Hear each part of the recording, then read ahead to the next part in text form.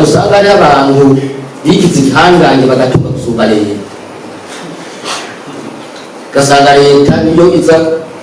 kubasaba gupangisha amazi ikabapangira, ukibaza n'umuntu yiga yejo amwe nakija mu butegetsi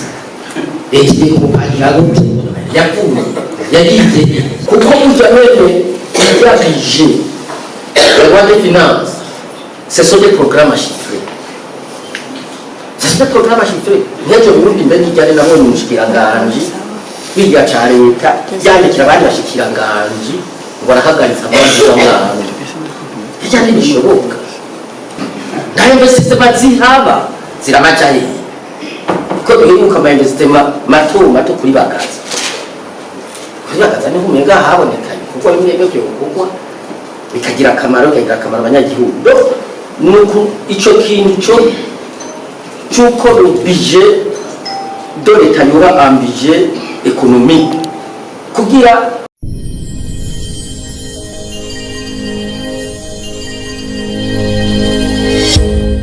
murakoze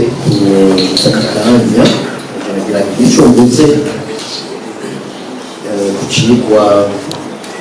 rero gushikirizwa n'umuprofeseur Michel Masabo ngisoma umutwe w'ikipe ya expose yaduhaye nasomye nasomye réalisation de ces institutions aho gusoma ruraso kuko kwirinda abantu bagomba tugushimire rero ku ubukerebutsi n'ubuhinga yakoresheje mu gushyikiriza ibijyanye n'ibyo kurwanya ibyo kugira iturire kuyunga no gusesa ku itunga ry'igihugu inzego zibijejwe babishyikiriza nk'umuprofeseri koko abyumva bizi kubera ko nari nihenze bagomba mbaze bose bw'imarseille tuko ibibazo babikora ko kenshi babisemo ubuhanga n'ubuhinga bagomba baze nibatunganira bakatubwira nk'amadosiye amwe aremereye kuko mukuru w'igihugu aba yavuze avuga menshi cyane amadosiye y'abo bantu banyuza bagira iturire banyuza basesa mu itunga ry'igihugu bagomba ko byoshoboka ukamwunganira bakatubwira nk'amadosiye muri ayo mukuru w'igihugu yashyikirije amwe yoba yarashoboye kuja mu ngiro gushyirwa mu ngiro n'izo nzego kuko umukuru w'igihugu avuze dosiye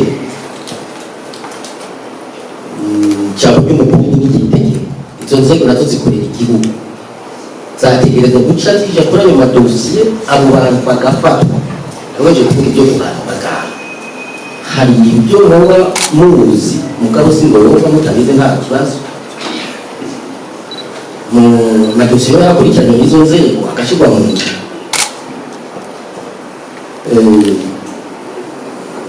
umuprofeseri umwarimu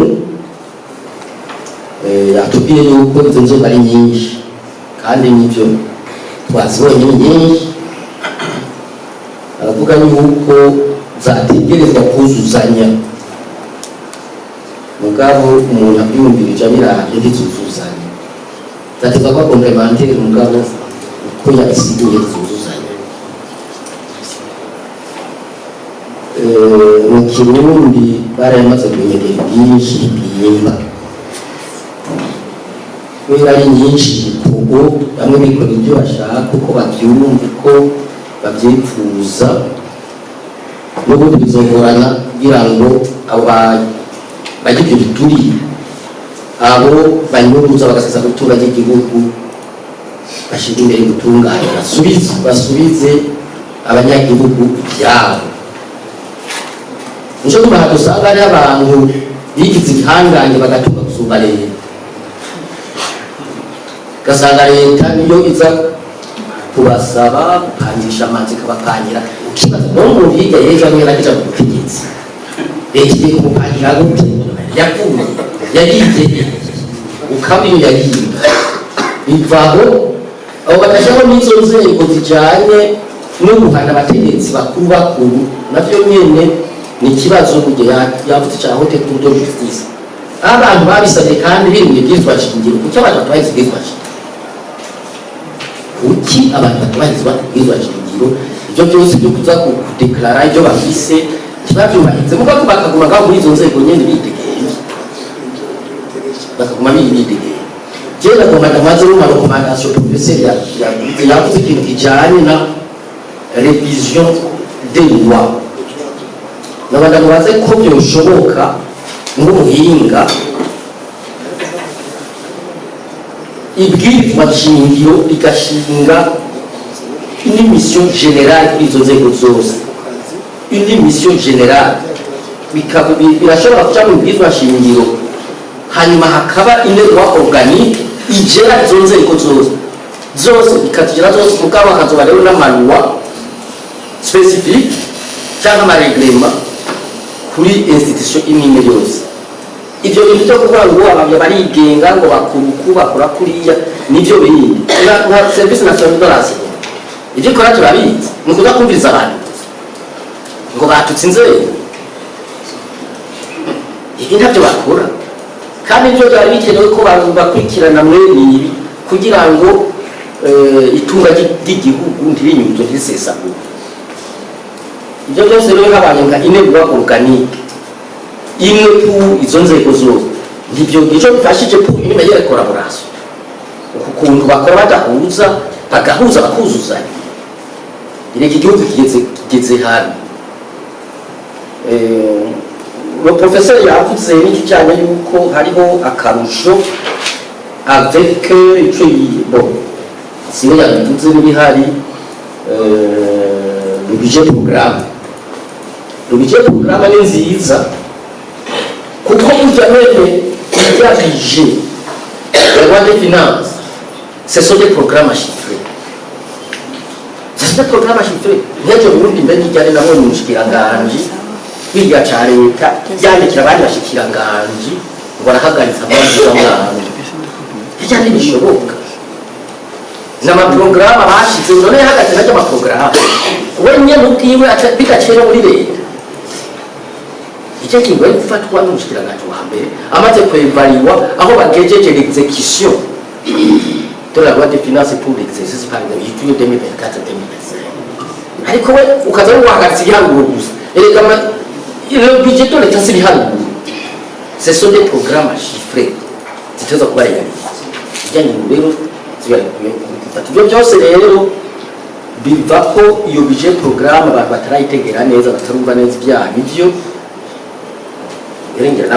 n'abicekingira nk'abashikirangangira nabo nyine sinzi rero kuva muri 1993 ntawovuga bahari gushika uno munsi nyine ariko turavuga le budget de l'État c'est un budget social. C'est un budget social.